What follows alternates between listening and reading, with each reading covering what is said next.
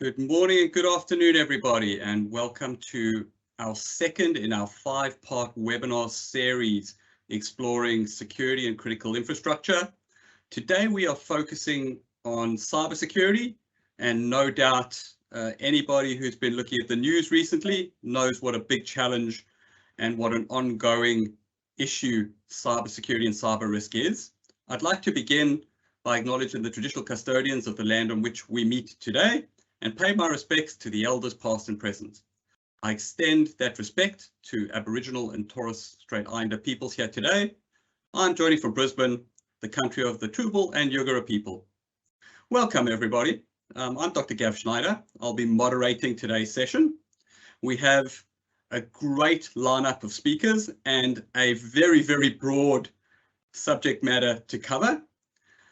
So I look forward to digging into this a bit deeper and sharing some of the ideas, concepts, principles, and approaches that not only are relevant from a regulator's perspective or from an incident response perspective, but also from an industry perspective. We need to understand that we live in a world that is now hyper-connected and exceptionally complex, and looking at an aspect like cybersecurity is not something that can be done in isolation if we want to be successful in the way we mitigate and manage our risks. Our panel members today bring a very broad range of experience, capability, and knowledge to the table. My only disappointment at this stage is that we only have our panel for an hour, and I'm sure those of you attending the session will probably want it to go on longer since we have so much to cover. I'm going to begin by introducing our first panelist, which is Mr. HAMISH HANSFORD, who is the Group Manager and Head of the Cyber and Infrastructure Security Centre at the Department of Home Affairs. HAMISH has had extensive experience, and as you'll see up on the screen in front of you, much of his experience has been leading the implementation of cyber-related activities across federal government and other structures. Having got to know HAMISH and spend a bit of time with him, I think we're really lucky to have somebody with his broad base of experience driving what the CISC is busy doing. And there's no doubt that in the complex world we're living in today, the need to protect our critical infrastructure has never been more important. Welcome, HAMISH. We're very happy to have you on the session today. Our next panelist is John Coleman. John comes to us with an extensive amount of experience both in public and private sector. His current position is that of CISO with Energy Queensland, but he has had an extensive experience and background in law enforcement and many other related activities. It's not without concern when you talk about CISOs and the amount of media and press coverage we're getting at the moment around CISO burnout and the pressure on CISOs that we are very happy to have somebody of John's pedigree joining us today. Thank you, John. And HAMISH told me I do have to start with a joke. So I was running a session not too long ago, and actually somebody said to me, do you know what the real meaning of CISO is? It's a conveniently identified sacrificial offering. So John, I hope that's not the case for you, but definitely we know that a lot of our cybersecurity specialists in the world today are really working harder than they ever have to manage the risks we face. Our last panelist is Stephanie CROWE, who is the First Assistant Director General Cyber Resilience at the Australian Cybersecurity Centre. Steph has an incredible pedigree in her own right, with extensive experience across incident response, as well as proactive cybersecurity prevention. Her experience in managing cybersecurity incidents provides a significant launch platform for us to explore some of the challenges that happen not just in the prevention side, but also in the mitigation and the constant learning that has to happen post an attack. So as you can see, we are very lucky. We've put together an incredible group of experts to talk to us today. And without further ado, I'd like to hand over to HAMISH just to give us a very first opening thought as we start to explore this huge topic of cybersecurity, which we could really expand into cyber risk and not just keep as a security piece from a critical infrastructure perspective. Post you, HAMISH, we'll go to John and then Stephanie for an opening comment, and we'll start to explore some questions. Over to you, HAMISH.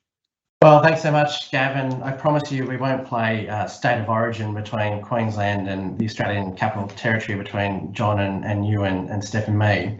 But I think really good introduction, because I think that cyber security, particularly when you look at 2022 and the types of events that we've had and the Russian invasion of Ukraine, really I think will be a turning point in the focus of companies, of governments, of individual Australians looking at cyber security issues. And I think the big challenge for us all is, when you look at the trends and the challenges of an emergent threat, is really to build the curiosity and culture of understanding within companies and within government about the cyber security threat. And it often strikes me that cybersecurity can be quite technical and can be quite dense in parts, but actually there's an obligation, I think, on every Australian, but particularly those in areas of responsibility for major pieces of critical infrastructure like the one that John's running, or in government, to really understand and take an active interest in cyber security issues. And I know Steph will give you a picture of the threat, but really I think the general message from me is that cybersecurity threats are getting much more complex, and the technical responses are getting much more challenging. So I think it's really an obligation for us to maintain that level of understanding and really start to treat cybersecurity risk the same as we would treat financial risk, and the same as we would treat other material risks to the functioning of business, of government, of society more generally. So I think that's the key message that I'd like to really get across today. Thanks, Hamish. And just to echo your sentiments, in a fast changing, challenging environment such as that of critical infrastructure and cybersecurity, your point around curiosity and not becoming too stagnant probably can't be underplayed. Thank you. Let's hand over to John for a welcoming statement. Over to you, John. Yeah, look, some great points from Hamish there. I'd echo a lot of those. Culture to me is everything at the moment. I'm sure we'll talk a lot today about how we're actually managing risk, but I think a lot of what we need to talk about today comes back to people, the right attitudes, the right approaches. And for me, one of the biggest challenges at the moment is not so much making cybersecurity real. I think that's been done quite well recently with some high-profile incidents. It's actually being able to translate that into meaningful messages for the people we all work with, so that they understand that it's not a technical problem to solve. There are technical aspects to solving the problem, but it's a community problem we need to solve, and we need to gather together as a community, all understand our responsibilities and work together. Some of that's technical, some of that's just being aware of what's going on around you. Some of that's just making sure that you're reporting anything unusual to try and prevent anything going wrong. So yeah, it'll be an interesting conversation today, I think. Thanks, John. And just to reiterate, I guess, a couple of key concepts that I have no doubt will be ongoing and recurring themes through this webinar, but in reality, this is the challenge we're all facing, which is how do we develop a human capability to challenge the opposition who are working really hard on both overcoming human and technical vulnerabilities that continue to evolve. Thanks, John.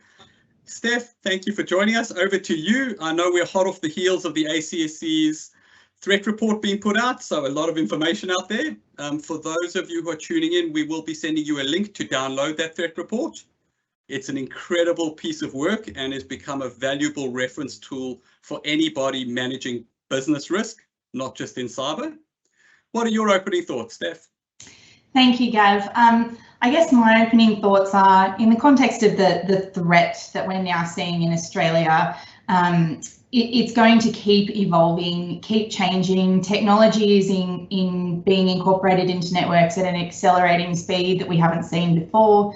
And I would say that cybersecurity risks, as Hamish said, really we do need to focus on managing that as part of an enterprise consideration when we're talking about organisations and managing risk conceptually across cybersecurity. I would say, though, in my experience, I've just come out of 10 years of heading up the ACSC's incident management and response functions. And one of the key things across that 10-year period is you can never be over-prepared for when there is a cyber incident. So I think, yes, we need to be very involved in ensuring we're considering the risks and how we harden and uplift our networks to prepare for cyber incidents, but it is as equally, if not more important, to be prepared in the event that a cyber incident does happen to you. And I think that the risks of that increasing, if you haven't already been a victim of a cyber incident, you will be in the foreseeable future. And being prepared and ensuring that you practice your response plans and who you're going to call and how you're going to respond as an organisation, I think is critically important at this stage. Thanks, Steph. And just to highlight your point there around preparation, you know, it's easy to be reactive, but the reality is almost all businesses have a significant virtual and digital footprint now. And while our focus today is without doubt on critical infrastructure, Hamish, I'm sure you'll comment as we go through around supply chain, extended supply chain and interdependencies. So it really is important for all of us, no matter what size of organisation you're in, to understand the need to prepare, mitigate, but also to be able to have a playbook to respond. Thanks. Some great opening points there. Let's start off with the first question for discussion, which is, what are the key trends and challenges you as panelists foresee in managing cybersecurity risks to CI? For those who don't know, when we use the acronym CI, we talk about critical infrastructure over the next 5 years. And that's a pretty tough question, bearing in mind how quick the landscape is changing. But Hamish, can we start with you? Then we'll go Steph and then John to look at that one. Over to you, Hamish. Sure. So I think Australia's taken quite a unique approach when you look globally to try and effectively set a baseline for what we want our critical infrastructure in Australia to meet as a minimum standard. So I think that the next 5 years will be a great challenge for some critical infrastructure providers.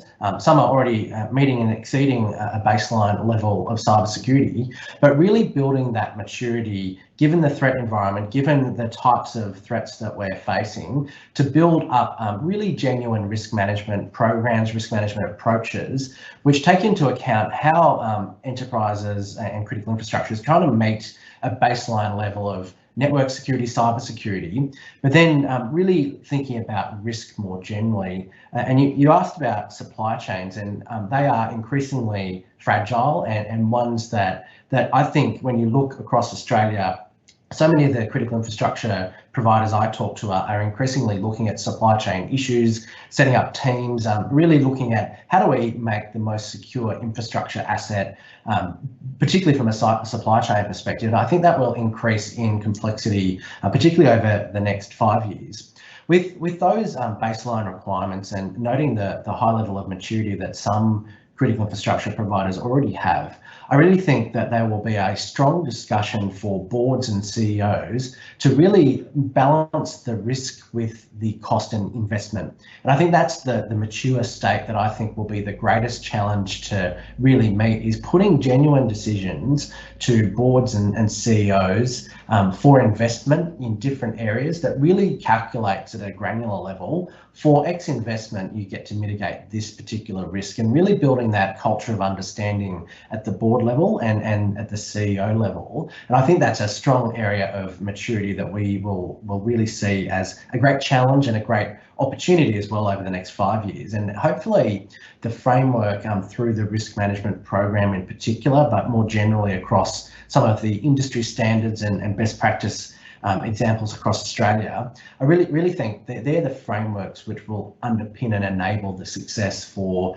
the critical infrastructure providers over the next 5 years in Australia. And hopefully in 5 years' time, we can look back and say, actually, between 2022 and 2027, we created the most secure set of infrastructure the world has ever seen. And that's really the goal that I think we should all have in mind. Thanks, Hamish, and very powerful points there. And I think kudos to you and your colleagues.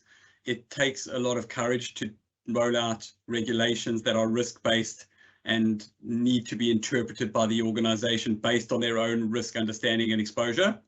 But to your point, we need to make sure it's not a cookie cutter approach, and that our boards and executives understand this risk area in terms of a bigger operating picture. Cool, let's go to John next, and then we'll go to Steph to close that one up. Yeah, so I'll take maybe a slightly more operational view than Hamish on it, being in the thick of it at the moment. In terms of trends, we obviously don't need to talk too much about the threat landscape. Hamish and Steph touched on that earlier. Things are increasing, in some cases increasing significantly, and attacks are becoming more frequent, more complex, and certainly more difficult to counteract at the moment. That's having an interesting effect on teams and people. The people are already very busy, so that burden is increasing, and we just need to keep an eye on that to make sure that we avoid burnout in our people, just control them. While all that's going on, of course, we're increasingly digitising and automating environments. So those traditional segregations between engineering systems and IT systems are collapsing, with cyber physical coming in, and that's just changing the way that we need to think about things, and that's going to continue on. And certainly in the energy sector where I am, we're undergoing transformational change at the moment.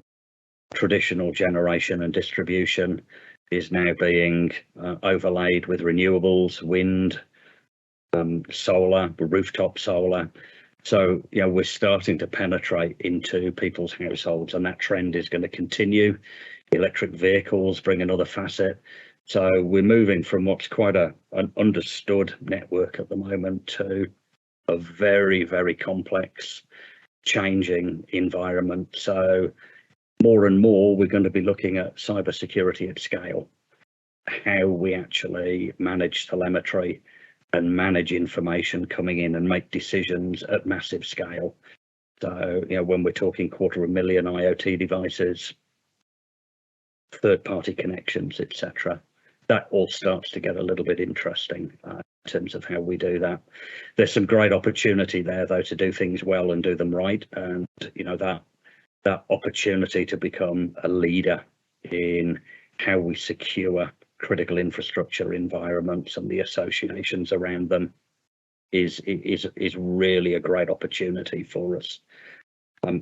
But again, within all that, we've got to manage people. Resourcing is a challenge.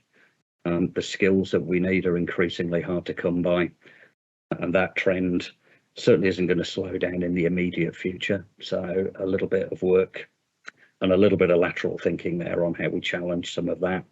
And again, we've got to do this in a way that we manage our team so that we don't see burnout. Worst case scenario at the moment is the few people that we do have that are good start to leave the industry because they can't deal with that. So there's a huge human impact there. And again, we've got to change some attitudes. Engineers have got to think differently as we move into this new world. Cybersecurity and IT people have got to think differently, and both parties have got to understand each other. And then as we move away from control-based security to risk-based security, again, that's going to challenge a few norms for some people, but it's essential if we're going to be able to keep up and stay relevant in a hugely changing environment. Thanks, John. And so many takeaways there that I want to circle back to a little bit later. But I think some key drivers in what you mentioned there. One is that it's not just bad news, there are opportunities. Absolutely. And that in being able to capitalize on opportunities in a secure, risk-based manner, we can actually leave ourselves better off.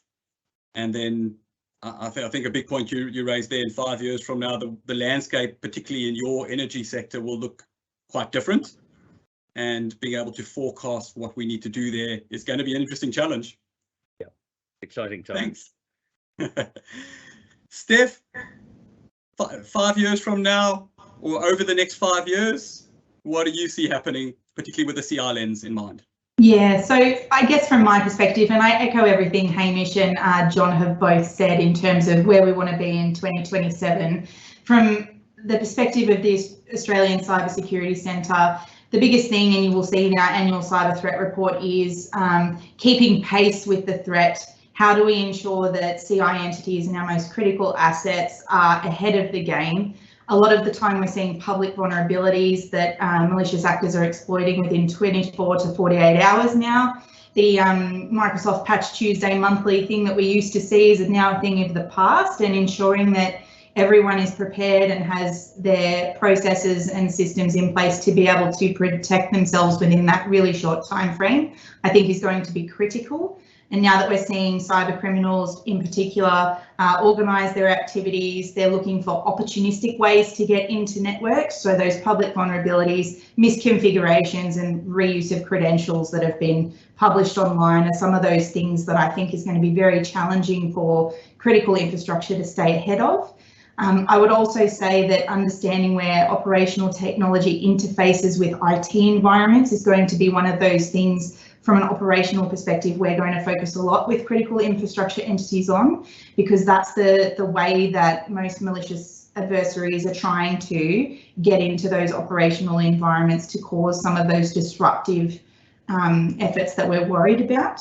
And the other thing I would say as well is ensuring that we're approaching risk and hardening of networks from not a we've got to fix everything all at once perspective, because that's realistically in this world not going to be achievable. How do we encourage organisations to think about the most critical parts of their networks? What are the crown jewels that they want to protect? How do we implement mitigations that are appropriate to the way they need to operate as well? The Essential 8 mitigations that ASD talks about all the time, yes, they are the standard that everyone should aim for, but there are organisations and business operations that need to happen within some of these critical networks, and some of those mitigations might be challenging for various parts of the network. How do we ensure there are risk mitigations in place for those parts of the network? How do we decide where those mitigations might not be useful to the operations? What's an appropriate or alternative course of action that might help that organisation operate but also stay secure? Thanks, Steph. I'm going to just segue to a question from the audience because you brought it up and it's a good timing piece. I'll direct the question at you, Steph, because I think it's got the ACSC flavour.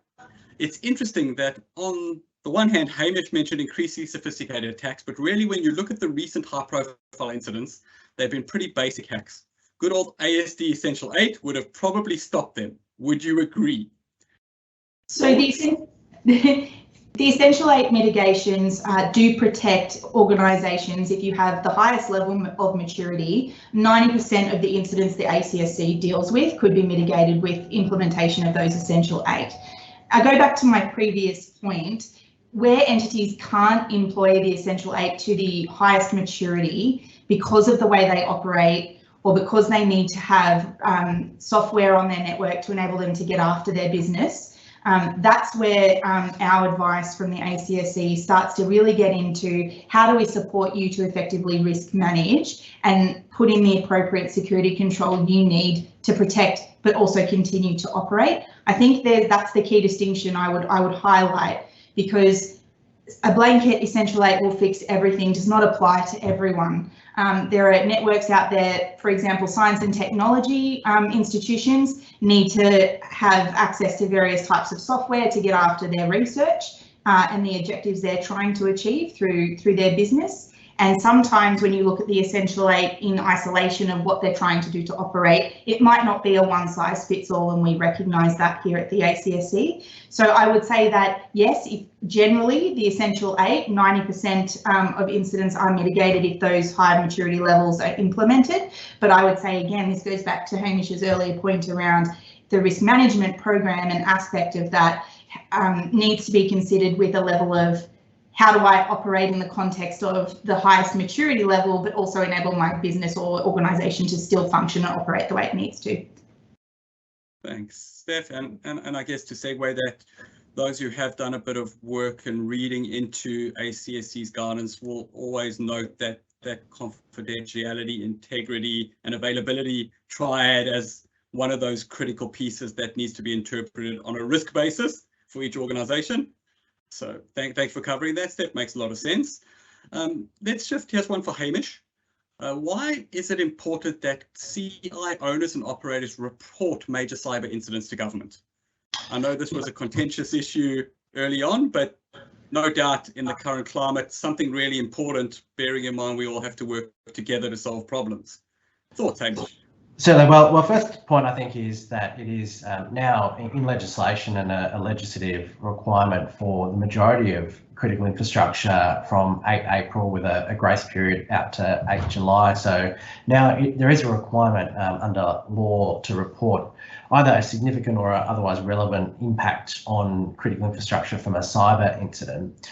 And I guess the thinking behind why that's really important is because actually understanding the true nature of cyber incidents that are successful, for want of a better word, on critical infrastructure really builds a good corpus of understanding about the nature of the threat on Australian critical infrastructure, and hopefully can both provide support from Steph's organisation where that's available and needed, but also builds up a strong understanding in a preventative sense around where critical infrastructure providers can actually prevent against the same or a similar type of cyber incidents. But I know, Steph, you had some thoughts on this particular topic as well. Yeah, thanks, Hamish. So I think from my perspective and being the national threat picture responsibility arm for government, having entities report incidents to the ACSC that may not necessarily be impacting them from an essential services perspective, or they've been able to mitigate quickly. Entities might not see the use in reporting that to the ACSC. Where we find that valuable is not every organisation is at the same maturity level. So if we receive a threat report from an organisation, we're able to then take that and look across the whole national apparatus and then put out advice to entities across all of Australia on how to protect themselves. And incidents that have been reported to the ACSC from critical infrastructure providers actually have prevented other victims in Australia from experiencing the same thing. We've seen that particularly from ransomware and precursor evidence that we've seen on networks that have been mitigated, being able to then protect other organisations from having their networks encrypted, from data being exfiltrated. So it's really useful from that perspective to allow us to conduct our national role in protecting all Australians, because, as I said, one entity might have a various difference in their maturity, but another entity may not. And that's where we come in to be able to help uplift and increase that national resilience holistically. And then finally, Gav, I think on a more systemic basis and looking at best practice, that's where the Trusted Information Sharing Network fits in. And we're really thinking about what good looks like on a long-term basis and how we can collectively work together. And for those who are interested in joining, we certainly encourage TISM membership really at a working group level to get sectors together to collaborate and engage on what good looks like. Thanks, Hamish. And just a couple of key highlight points from what both of you covered there. I think it's really important for all of our listeners, whether you're an asset owner, a consultant, this is a challenge that none of us can solve in isolation. And really structures like the CISC and the ACSC are very well placed to be able to analyze data and understand trends and provide advice on a large scale picture. So to echo the sentiments there, I think it's really important that we all play our part. And if that part is simply reporting, it's an important part to play and probably can't be underemphasized. Right, let's segue. John, I'll ask you to answer this one first, but then we'll definitely come back to Hamish and Steph, because I think they're going to want to check in on this one. The question came in the audience. Hi, Hamish, John, Stephanie. So we'll start with you first, John. What strategies would you recommend for CR owner operators to understand where effort should be spent on uplifting resilience? And there's a supplementary question to this, which probably is more a Hamish and Steph question. Supplementary question: does the Commonwealth expect operators to focus on mission critical protections versus business operations as a priority? So we'll circle back to that when we get back to Hamish and Steph. But John, from your perspective, you know, I guess there's a question first about how do we define resilience, but where would you say that CR owners and operators should be putting their effort in? Yeah, so really that all comes down to identification of crown jewels, and internally where I am, we've kind of broken that into two conversations, and we talk to people about what are the assets you have that if they were compromised would cause us to struggle to operate. And then the second question that we ask is, of those assets, which of them would we fail to be able to operate if they were compromised? So we refer to them as fundamental and critical assets. There are various terminologies that people can use on that. It's actually not an easy conversation to have with people, though. People immediately start drifting into disaster recovery and things like that, and you've got to have a conversation. So the first thing is to identify your assets and then go out and have that conversation with all of your key business areas. And sometimes you have to circle back several times to get to a clear inventory of what it is you want to look at. Once you've got that, that's great. The approach that we have taken is to start at an information asset level and then go below that into what the assets are that underpin the information, which is topical given the amount of data theft going on at the moment. But then it's really into, okay, now that I know that, what is it I'm protecting them from, which then leads into the strategies that you're going to apply. So you need to threat assess and then come up with your mitigation plan. And ideally, if you've done this properly, you've actually already started aligning a security strategy with your business strategy. So you know what's important in terms of where you're headed, you know what assets underpin that, you know what you need to do to protect them, and you build a plan, and your conversations with boards and executives should be a little bit more straightforward, because it's then a business conversation and a business risk conversation rather than a technology conversation. Thanks, John. And just before we hand over to, I think let's start with you, Hamish, on that one. But just before we hand over, I think there's something really important you highlighted there. And while we often take for granted the processes of, vulnerability assessments, criticality analysis, those things are there for a reason. And there's a sequence that we can follow that provides what you described there as alignment, which is really important. This shouldn't be a binary thing of, is it a compliance risk versus a business risk? This should be good business decision making to achieve strategic objectives, which you articulated beautifully. Yeah, and if we get that right, the compliance actually falls out at the back end of that by default. I'm always wary about taking a compliance focused approach rather than a risk based approach. The two should be complementary. So focus on the capability and the compliance should follow. Excellent, thank you. Hamish, over to you. Well, I think John stole my talking points, because I couldn't agree more with everything John said, but maybe just to add to how we've designed the regulatory framework to answer that question in particular. And we've designed it around exactly what your question says should be protected first, the material things that might inhibit an infrastructure asset from functioning. So really the idea of the risk management program in particular is to identify and then mitigate as far as is reasonably practicable, or eliminate those risks or threats to things that make infrastructure function. So absolutely our advice, and indeed our regulatory framework, enables the really focused work on those crown jewels and those essential material things that make infrastructure function. Awesome, thanks. Steph, anything to add to that? All of the above. I guess the final point that I will sort of drive home here is around practicing response plans, knowing who you're going to call, who you're going to bring in if something does go wrong, and who in the organisation you need to have involved in that process. Mapping all of that out and having a really good response plan is definitely something that critical infrastructure entities need to be investing in, and then practicing it regularly.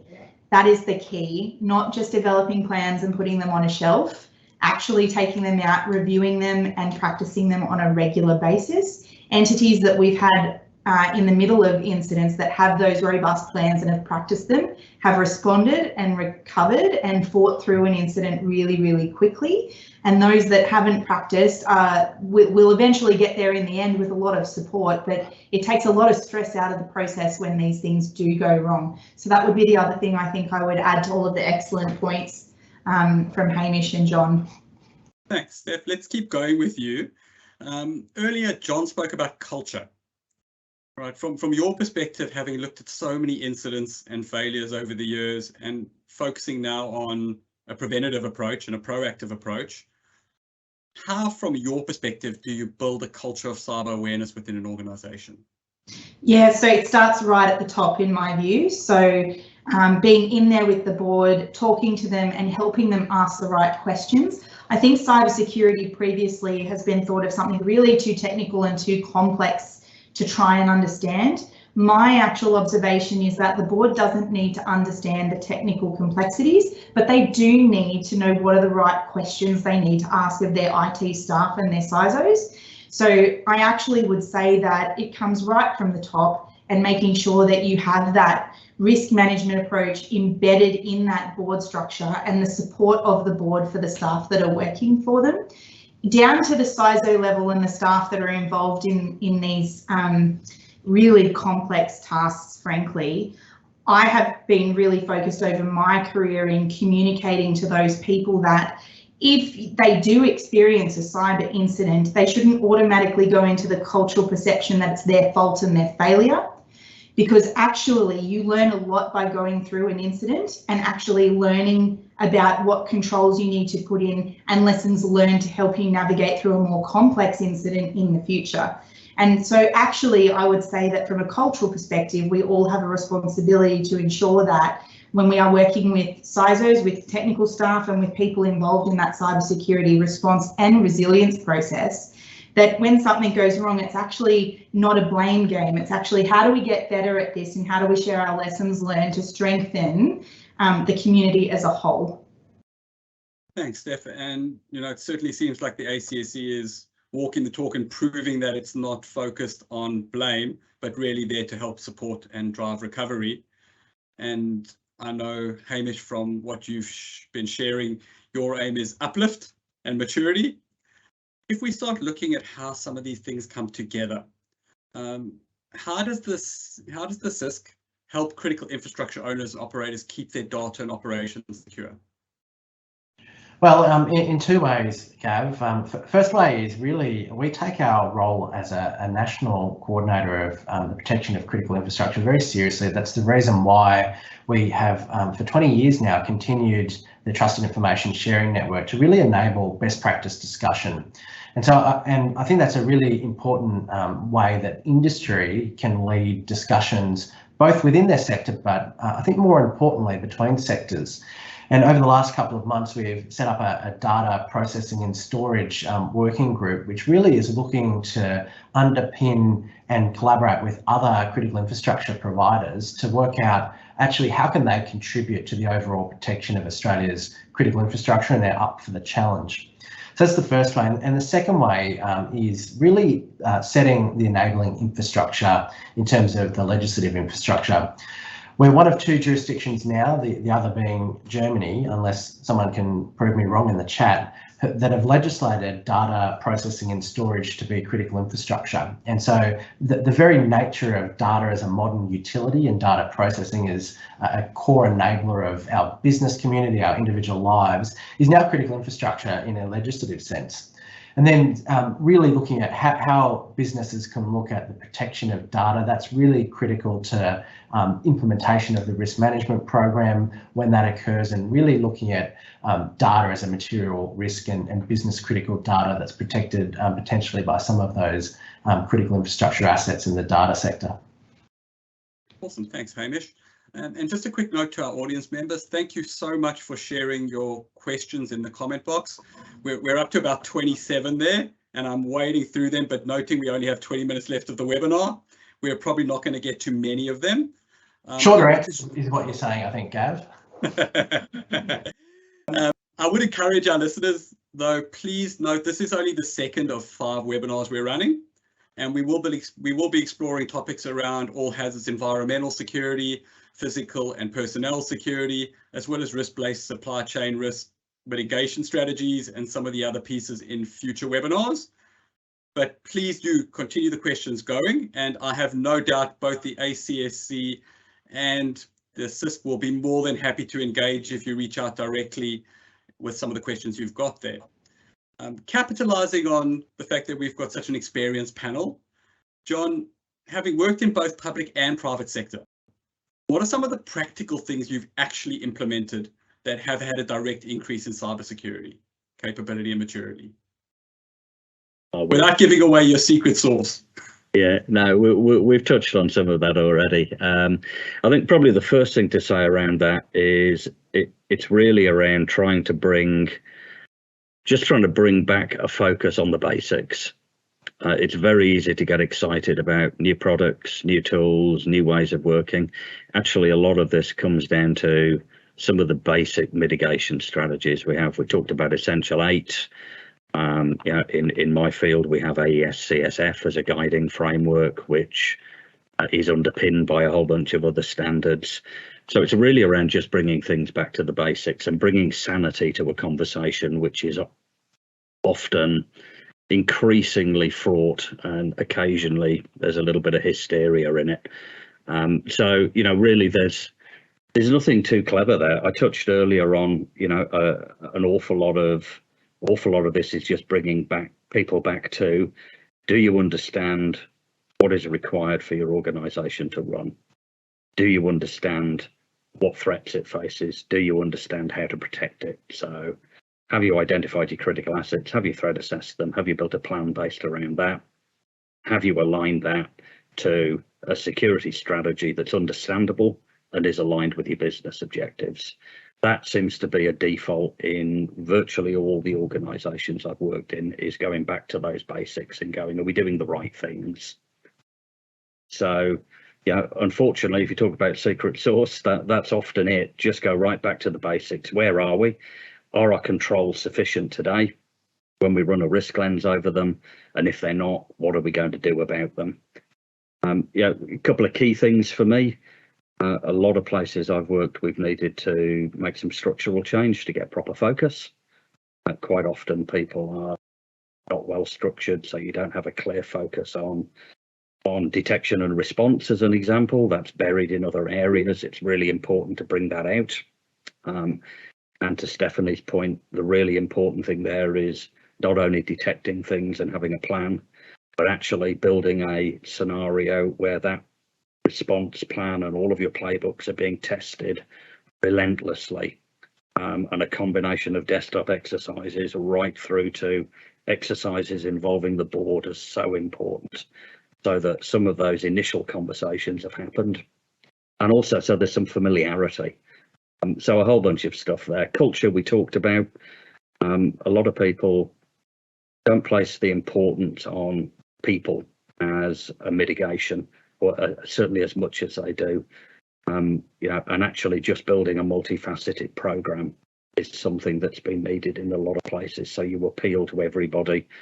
What a board member is appealing to a board member in terms of learning is totally different to a linesman hanging off a pole, restringing a wire, and you've got to be able to cater to all of those people. And then recruitment, we all lament recruitment in security, but actually there are different ways to think about that problem. So the last two organisations, we've gone right back to saying, all right, who have we got that's technically competent, intelligent and inquisitive in our teams? Doesn't matter if they don't have cyber experience, and we bring them in. We'll give them a 3-month secondment. We'll introduce them to some of the concepts. And then based on that, we're identifying talent there and then growing that internally and skilling them up ourselves. And we've had some great results there. We've seen desktop analysts, service desk analysts, even EAs and PAs have demonstrated capability there and have come through and gone on to better things. So that's just some of the basics, really. Thanks, John. And I think there's a lot of wisdom in that. One of my mentors was well known for saying, advanced techniques are just basics done really well.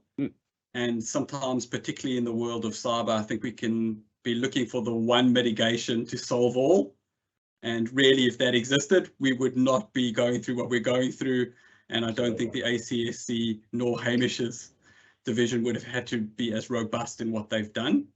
Hamish, back to you, and maybe just trying to understand how some of this came together. There's a question here from Marie. Can you talk about exploitation attempts on critical infrastructure in Oz businesses? And that could also segue a little bit with some initiatives when we get to Steph that both the CISC and ACSC are undertaking to assist business. Sure. Well, I think the best place to start is the report that's just been released. So one cyber incident reported every 7 minutes really gives you the sense that Australia is under attack from cyber-related incidences, and they're the ones that have been reported. And I think when you look at the types of incidents that come across, well, Steph and my desk every day, that really a whole range of cyber actors, from criminals to advanced threat actors, are really starting to target Australian industry across a whole range of different areas, with, I guess, ransomware being a most prevalent example.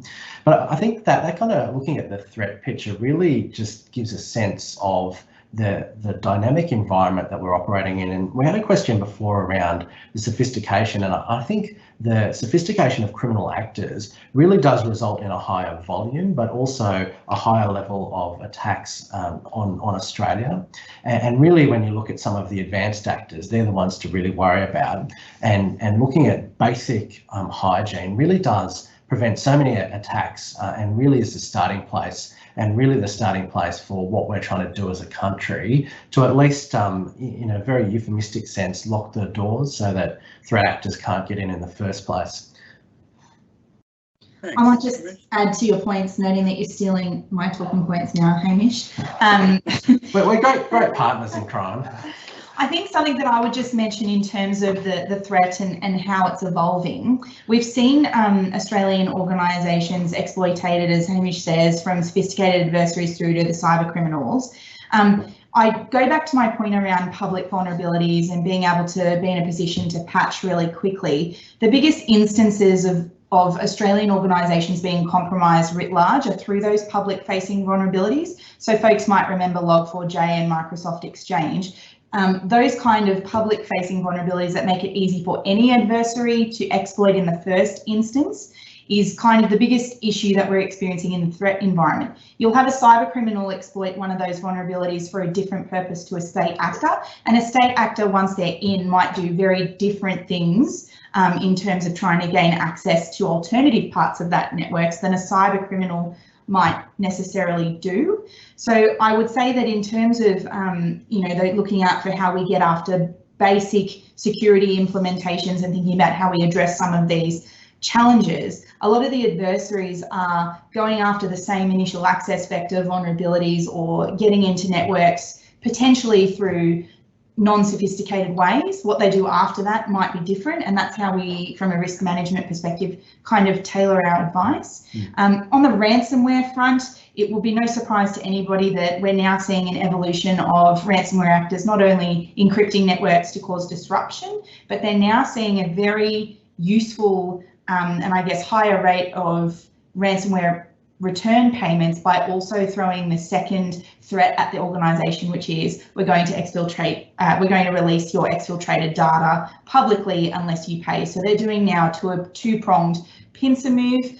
That's because organisations now are preparing backups as we've advised them online, and it goes through a sort of evolving cycle back to how the threat, when I said earlier the threat evolves, as we start to get better and we start to improve defences and we start to implement things like backups, we will start to see that threat environment shift, and that's what we're seeing now play out, particularly in the ransomware space. So just to add some colour there. Definitely.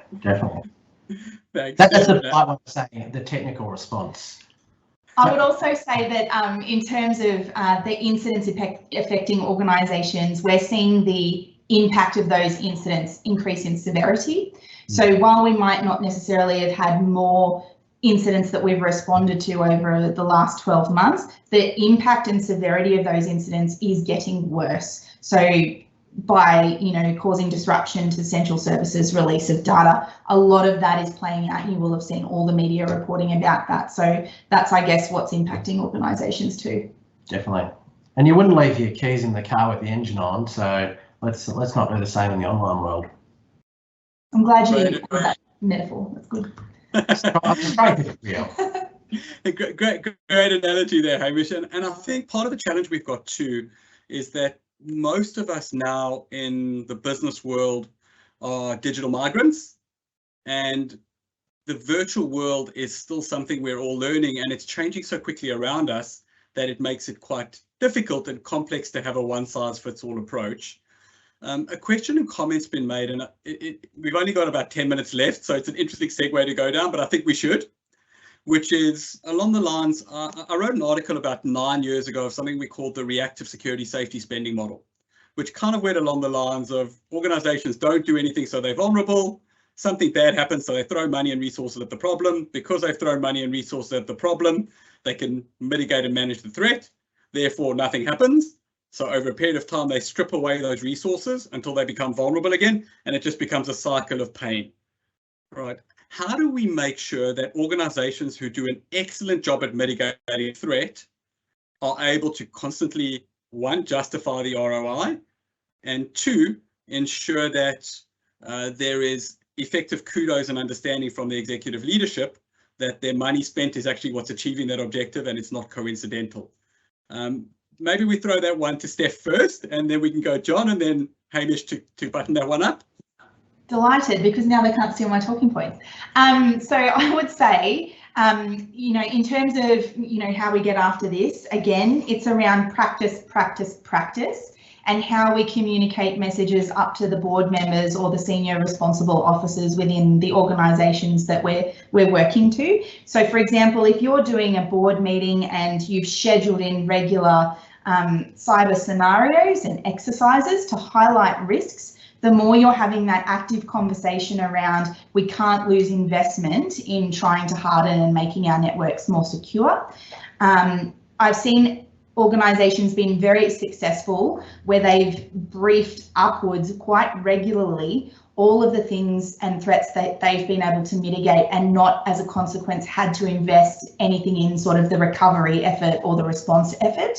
And then they've used that opportunity also to highlight we were protected today, but actually we need to keep investing because the threat actor is changing their mode of operation and we might not be protected next time. And these are the consequences of that. Point to case study A or B in the media. So I think having those regular communications, having it part of business continuity planning and how you engage with boards and senior officers about this regularly is how you keep the momentum alive.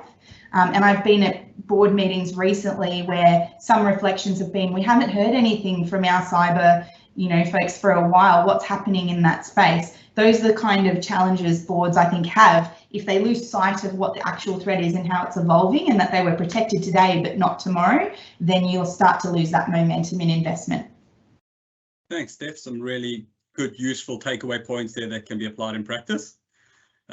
John, anything you'd like to add to that? Noting this time maybe Steph stole your talking points. Well, yeah, there's a few gone. But yeah, I mean, for me, you just bring the whole thing back to risk and apply it to business risk every time here.